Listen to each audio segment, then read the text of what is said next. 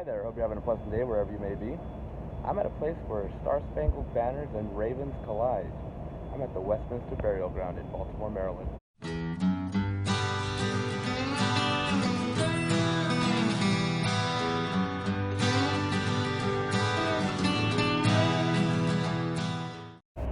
The Westminster Burial Ground is located next to Westminster Hall in Baltimore, Maryland, and for a long period of time it's held the resting places of many prominent Baltimoreans, I guess that's what they're called. Now, a lot of the figures that were buried in this graveyard were prominent people that took place in the siege of Fort McHenry, which took place in the War of 1812 and was the basis of the Star-Spangled Banner, our national anthem. So a lot of the folks are buried here that had a part to do with the battle. But as interesting as that is, that's probably not why this cemetery is well known.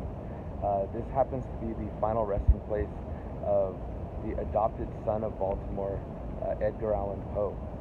Shortly after dying under mysterious circumstances, one story I heard was that he was found face down in a gutter, drunk, passed out, and they were allegedly using him to drunkenly vote multiple times in some election. I don't know if that's true, but that's what I've heard. But he was later buried here in this cemetery in kind of an unmarked grave. At one point it just had number 80 on it, but it was along with members of his family as well. Now this is the original location of his grave.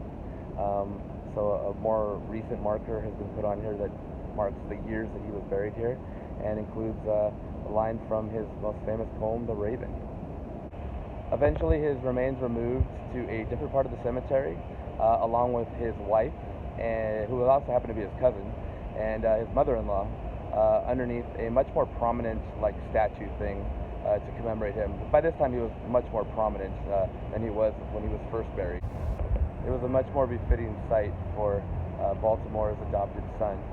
Well, I hope you enjoyed this one. I know it was a little short and kind of light on the details, but I thought it was kind of interesting and figured, hey, let's make a video about it. I was in the neighborhood. So with that said, I guess I'll see you on the next one.